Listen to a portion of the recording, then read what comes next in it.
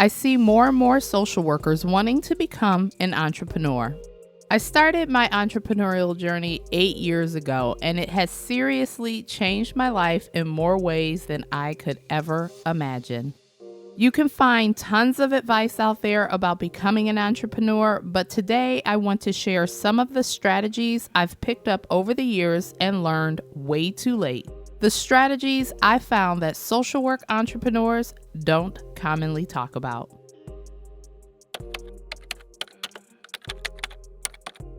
Welcome back to my channel. If you are new here, my name is Michelle, and on this channel, I share tips, tools, strategies, and resources for social workers who want to start a clinical private practice or digital online business. If that sounds interesting to you, please go ahead and click the subscribe button so you don't miss anything that I upload. If you have any questions about this video or any other video on my channel, I am hosting meet and greets where you can ask me your questions directly. There is a link in the description box to sign up for the meet and greet, and I look forward to seeing you there. In today's video, I'm going to share 3 strategies. That's right, 3 super important strategies that you need to put in place if you haven't gotten started. If you've already gotten started in business, it's never too late to implement these strategies for greater business success. And so the very first strategy that you need to put in place is knowing your ideal client, customer, or community persona, because it is a direct representation of your target audience. Now, I found that there are 2 main things that you want to know about your target audience. So first, you'll want to know their pain point. There are 3 things people are typically looking for when they make a purchase. They want a problem solved, a pain relieved, or a desire fulfilled. Your job is to create a solution for their pain point. And then you'll also want to know their interests, including what they are reading, listening to, and where they're hanging out at online. You will use this information to market to them. Both of these items are super important, and there's some tips to understanding more about your target audience and how your business can help them, because it has a direct effect on your success as an entrepreneur. What you should first do is make a list of their pain points, and also, and this is very important, you'll want to make a list of the ways that you can help them with their pain point. If you can figure out these 2 things, you've made the first step in the right direction of business success.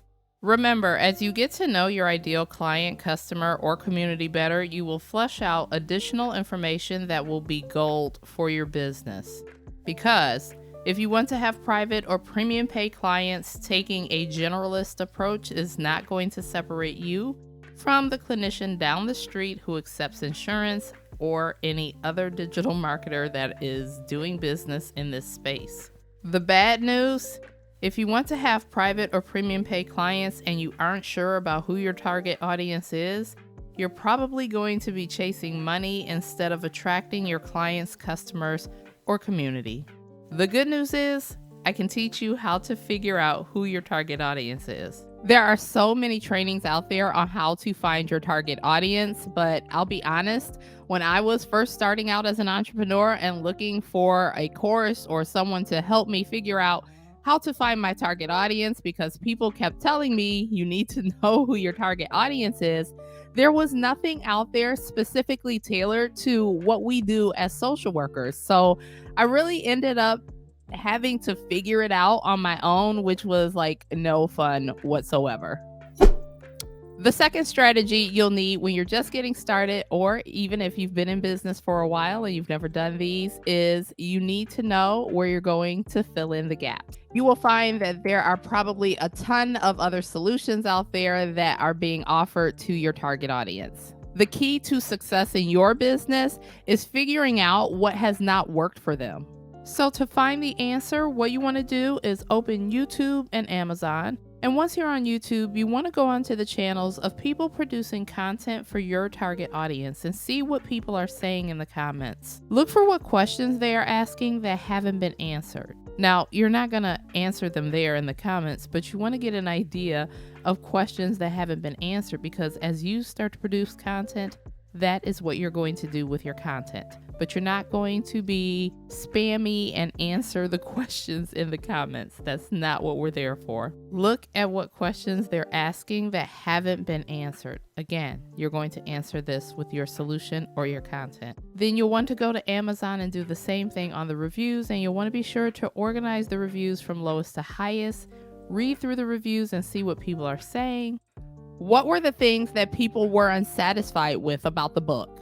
And what pain point wasn't addressed by the book? Doing this will give you a good idea about what people liked about the various solutions that were out there and what gaps weren't filled by those solutions. And then the third strategy, you'll need to know the transformation that you're going to offer your target audience. These days, people don't pay for information. Why? Because they can come right here on YouTube or Google and search for it for themselves. When people make a purchase from you or seek out your services, they are typically looking for a transformation in their life.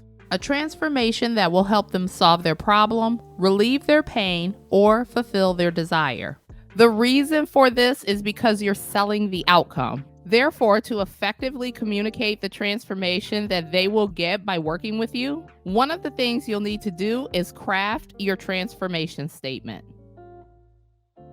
So for example, my transformation statement for my private coaching practice is, I help plus-size chronic dieting women develop a new relationship with fitness, nutrition, and other self-care practices. And then my transformation statement for this business, the Social Work Entrepreneur Academy, is, I help social workers go from being overworked and underpaid to owning their entire 24 hours as an entrepreneur.